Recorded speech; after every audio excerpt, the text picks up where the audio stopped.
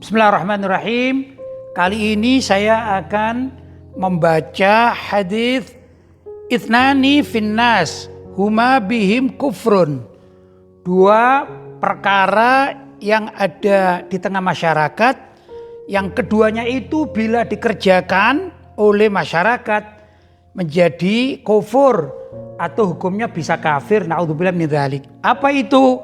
At-ta'nu fin nasab. Yang pertama adalah mencaci, mencela nasab. Yang kedua, an-niyahatu 'alal mayyit, yaitu menjerit, menangis, meraung-raung terhadap mayit atau keluarga yang meninggal dunia karena tidak terima dengan ketentuan Allah. Ini hadis rawahu Muslim, diriwayatkan oleh Imam Muslim.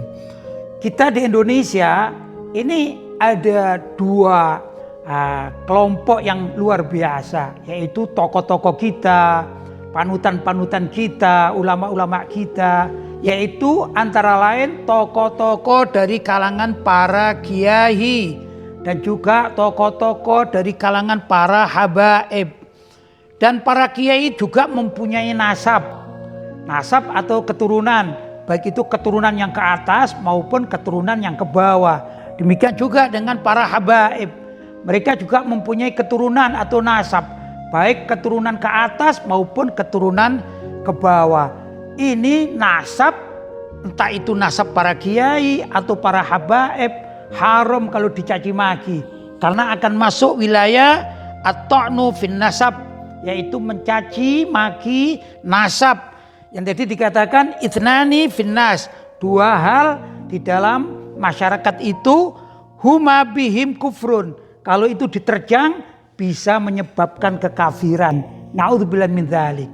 Terus bagaimana kalau misalnya ada di antara dzurriyyah, keturunan dari para kiai atau juga dzurriyyah, keturunan dari para habaib yang mukhalifus syariah, perilakunya bertentangan dengan syariat Islam atau berbuat dosa, entah itu dosa dalam masalah akidah atau juga amalan-amalan yang memang bertentangan dengan syariat.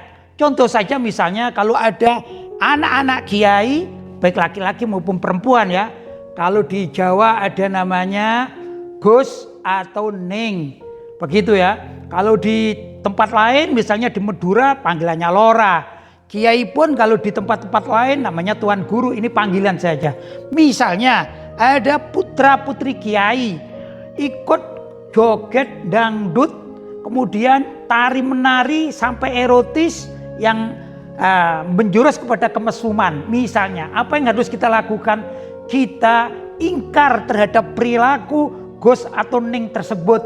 Demikian juga kalau ada putra putri dari kalangan para habaib yang seperti itu juga sampai joget-joget, bahkan naudzubillah min dzalik mengarah kepada mesum.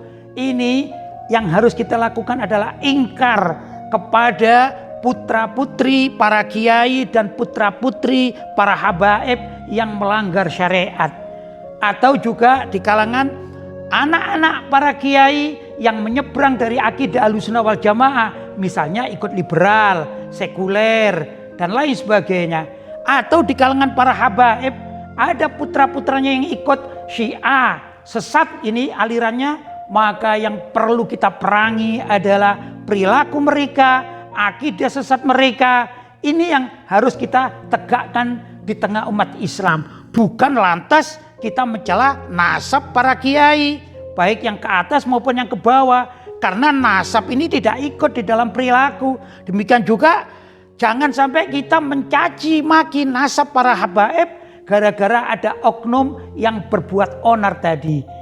Oknum, saya katakan oknum itu bisa 1, bisa 2, bisa 3, bisa 100. Kenapa demikian?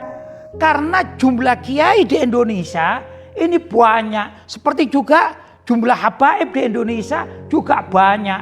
Lah oknumnya tentu juga banyak jadinya.